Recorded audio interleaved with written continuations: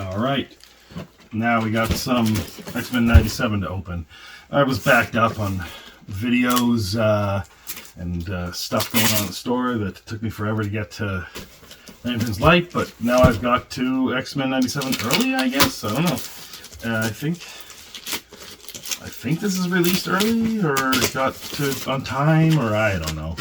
I don't really watch the stated dates of WizKids releases because they often don't make them, so I won't pay attention. I'm not really too concerned about it. I suppose if I was running events in the store more often, I kind of rely on it. But I probably just delay the events till after the fact. Anyway, we'll just cut the tape on these boxes so they'll be easier to get into as I go along. So what are you looking for in this set? What's the big thing you need out of this set? Let me know in the comments below. And the Lantern's Light was good. It was better than Lantern's Legacy was good. It was better than War of the Light, I think. That set was much bigger, but a lot more pieces in it that, I don't know. It was obviously very focused on all the different Lantern cores and the different colors and stuff like that, so it did what it was supposed to do, I guess, but I just wasn't as interested in all of those things. However, I mean, there was four different Superman primes, or at least two different Superboy primes, and I really like that character. I don't know if he's in this one. Didn't pull one out of Lantern Legacy, but anyway. This is X-Men 97, and that cartoon was really great. And, you know, both the original and the updated Disney Plus thing, so we'll get started. I'm looking forward. I want a Cyclops. They finally made Cyclops really, really cool. Someone understands Cyclops. Hopefully that translates into the movies eventually. Let's see. We got Sunspot. Is probably the big one in this thing. Not Friend of Humanity. Probably not. What's the number of Friend of Humanity? No, that's common. So Sunspot it is.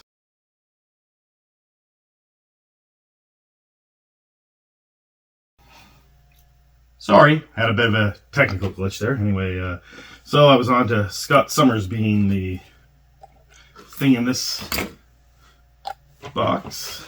And, yeah, there's some other mutants in here. But that's Scott Summers the highest number, I think. Yeah. No, he's just a common.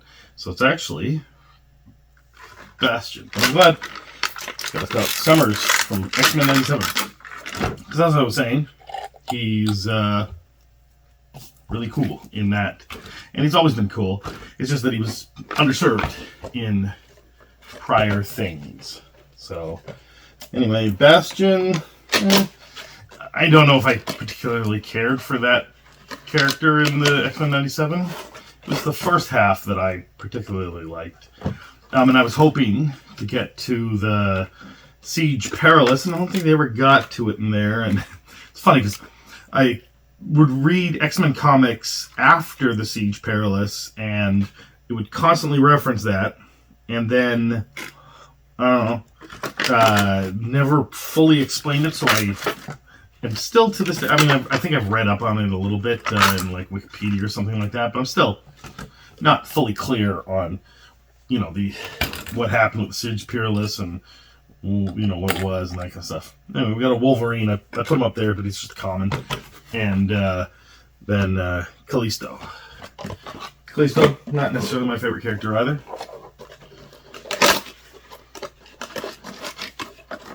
What am I hoping for in this? Well, I like Forge, and I got Forge. So let's check out Forge here. He's unique. He's number 29, so he's a rare. Then we got Beast and a Jubilee and a Prime Sentinel. Nothing. Leech at number 4, so nothing huge in this one either.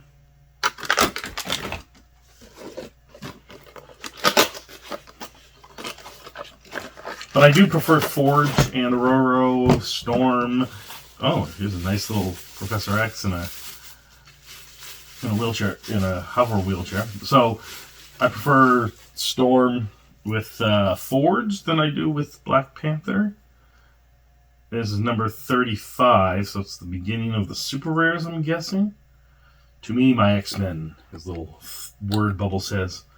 That's a really neat sculpt. I really like that one. There was a Professor X from an old set long ago that gave all people with the keyword scientist shape change, which, for those that don't play HeroClix, shape change just means that someone has to roll on a d6 to actually be able to target you. Otherwise, they have to target someone else or target the character, different character.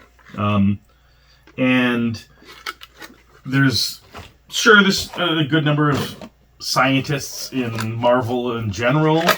Not a lot, but obviously like Tony Stark and Bruce Banner, that kind of stuff. Ooh, here's a nice one. Executioner. Anyway, the number of scientists, though, in DC is huge. Superman, Batman. I don't think Wonder Woman. There might be a Wonder Woman that's a scientist, but it's like, Lex Luthor. It's just throughout DC the scientist keyword. So I was making a team with Professor X and I'm gonna put up this Executioner because he's really cool.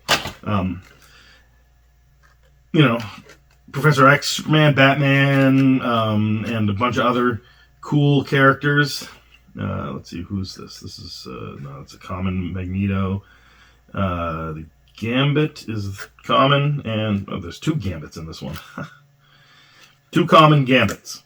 I think you're overdoing it a little on Gambits, HeroClix. I mean, he is huge and popular, but I guess you need the suit version and the basketball version. He was prominent in the series. They did do him well. He was never my favorite character, but I kind of, decided that I liked him at that point in this in the show. But we're not really getting any big hits so far. I mean, other than that's still just number 32. So, let's see. I guess Bastion again. So, Friends of Humanity. That's not Bolivar Trask. He's an uncommon. And Prime Sentinel. He's probably a common. Where's the? I don't see any numbering on him. Yeah. So we'll put out Bolivar Trask because I don't really care about Friends of Humanity. And we already saw the Bastion. So.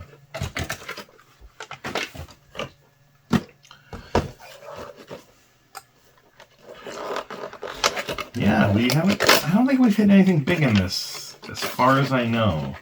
I mean, I don't remember seeing either a Chase or a Prime. What's this? This is Dino Man. I don't know. Dino Man. That's not the...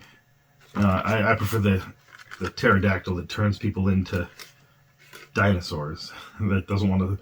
Could use his powers to improve things for people, but wants to just turn people into dinosaurs. That's the only dinosaur character I really like, just because it's a great little panel. That Wolverine is pretty cool. Again, just a rare. Oh! Here's a nice Storm. And what's her number? Her number is... I can't read it. It's hard to read that. I'm just gonna pop her out. I'm going to actually pop out 2 versions of Storm. And we got another common Magneto and a common Rogue and a Madeline Pryor. I don't think there's too many Madeline Pryors in this game. But so this Storm is number 40. Probably, well, at least the super rare. Maybe the Chase this common version or uncommon version.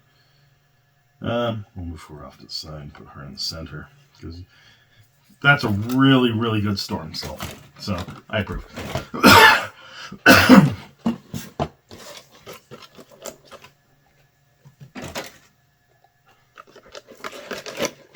That might be my favorite Storm costume.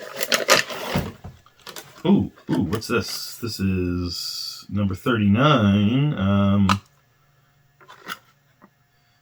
Abscissa something or other? What the hell?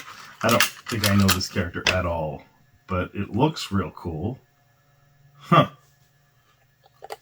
So now we're starting to hit higher numbers, I guess. Like another Sunspot, a Wolverine, number 17, and a Dr. Valerie Cooper, common, and then a Jean Grey, common. So I don't know how high this set goes. I don't think those were both chases. So I'm thinking they're both super rares. Not, I don't know. There's a nice Forge here. Yeah, that they must be super rare. So this Forge is 37A. And then there's a Captain America. An X-Men set?